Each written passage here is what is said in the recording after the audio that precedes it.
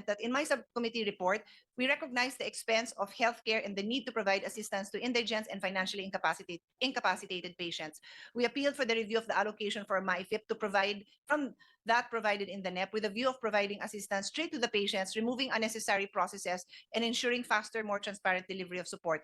This representation recommended allocating additional MyFIP budget to strengthen the healthcare system and advance universal healthcare for all, providing additional budget to the DOH hospitals in Metro Manila and in regional hospitals for the zero balance billing. Also providing for support for zero balance billing to LGU hospitals.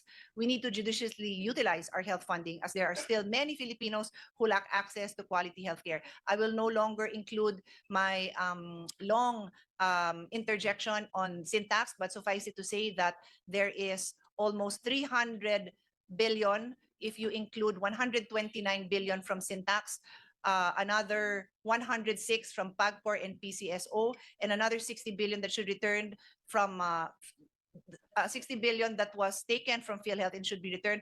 Altogether, that is almost 300 billion pesos that will go a long, long way, Mr. President, in providing a better healthcare system to our people. With that, Mr. President, I am ready for interpellations. Thank you. Our Senate President, Vicente Sotto III, is recognized. Thank you, Mr. President. Will the distinguished lady from Taguig favor me with some enlightenment on certain issues in the Department of Health, which of course includes their budget?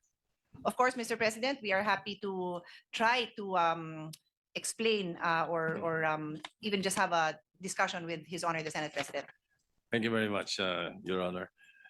Mr. President, I must admit I missed our debates in the 15th Congress. So we're now in the We 20th. are ready, Mr. President. We're now in the 20th Congress. Wow. Can you imagine that? So let me start with my issue on vaccine delivery and procurement of the Department of Health. Now, may I know how much we are allocating for the DOH budget for vaccine procurement, specifically for flu vaccines and vaccines for pregnant women this year for 2026?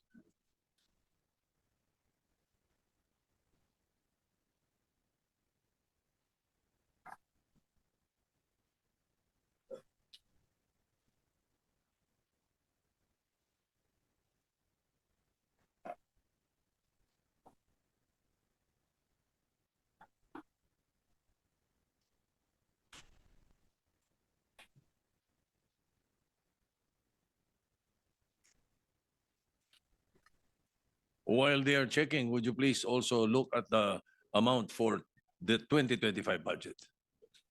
Because that would be the next question anyway.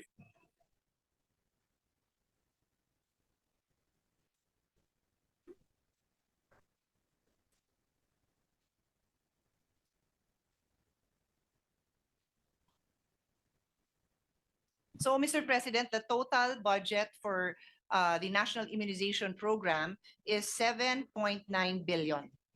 That's the total. I need The total, Total.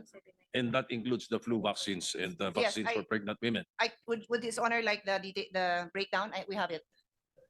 For the If possible, yeah, and we have it, Mr. President. go ahead. For flu, this is it's influenza vaccine or otherwise known for the flu. It's 542.6 million.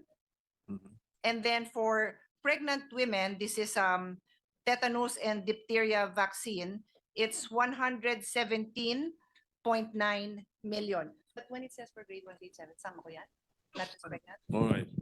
For the 2025 budget, what was the amount? So for 2025, it was 7.956. So almost the same, a little bit higher. Billion for the total. No, the total is 7.9 B. 7.956. B. Yeah. Yeah, for the total. It was higher. Pero for flu vaccines and the vaccines for pregnant women, Flu and ano, tetanus and so forth. for the previous year. Is it the same, higher, lower? We're checking, Mr. President. All right.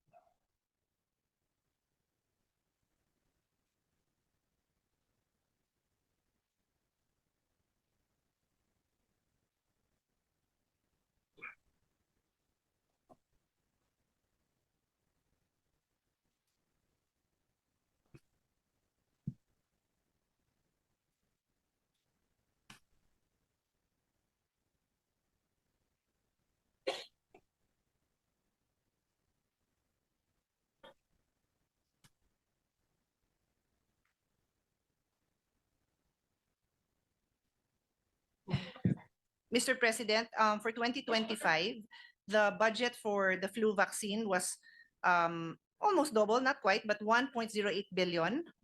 And then for tetanus and diphtheria, 107 billion. So not too far. 117 is the 107 billion. Tama ba? Tama So, ba? it's a big drop, This year. almost 50% drop from last year to this year. So you Huh? didn't need as much. So you didn't need as much. Oh. So the reason for that, Mr. President, for flu, it was at 1 billion versus 542 million this year Yeah. is because the delivery last year was delayed. So the delivery this year is delayed. Ayun. Therefore, they still have stock, and so they don't need as much for the upcoming year. Baka din mag-expire, Mr. Alright. President. All right, that answers my next question, which is the utilization rate of the budget of the DOH on these vaccines. Apparently, they were procured. 1 billion was spent. Let's say for flu vaccines alone, 1.08 billion was So spent. according to the Secretary, Mr. President, when the amounts are this big, the bidders literally become very competitive and they keep questioning, protesting, and so it is delayed. So that is the response, and I will pose my own question that, well, how do they handle it in other countries? No, because pare-pareho namang ganun siguro yung issue. Yes, but as I said, were they able to spend that 1 billion? Did you procure Yeah. all? So this 1 billion, Mr. President, when it was finally when it was resolved, the delivery will just be coming in, just arriving. So that's why the request for next year is smaller because ngayon pa lang Ngayon pa lang. gagamitin. Okay, so But- yeah. But if I may add, Mr. President, the Secretary would like to, is it a proposal, a framework where they would be procuring good for 3, or they would be awarding the bids good for 3 years so that they don't have to deal with this bidding issues every single year. Are you allowed to do that? Well, Okay. how do we monitor the utilization for these procurements? Is it the procurement and delivery to them or to the end users? How do we ensure that deliveries are timely made if delayed din yung pag-procure ninyo? Because, you see, let me just place it on record. No? Mga LGU kausap po rito eh. It has come to our attention that delivery of vaccines to the LGUs, the end users, according to them, are delayed. And they does not meet the optimum time frame of the administration of vaccines. Yun ang worry The nila. Secretary agrees, Mr. President, Yun na with nga his eh. honor's statements. So, how do we ensure that the deliveries this time? Because, okay, sige, nabili ninyo, hindi naman delivery, wala tayong problema sa expiration. Doon ako kasunod na nagpupunta kasi. For example, the procurement for flu vaccine was done March. The ideal administration of this vaccine should be done around September, di po ba? And then, As early as May, Mr. President, yan, May, June. before the flu season. Before. Sabi nga, di ba? Correct. Now, the LGUs are reporting that the vaccines expected delivery sa kanila around December. Baka the flu season is already it's already up to the flu season. So some batches of these vaccines are expiring in say a month or two. So how can we address this issue? May we know from the DOH what do they plan to do for 2026 so that this possibility that it happened in 2025 will not happen again in 2026?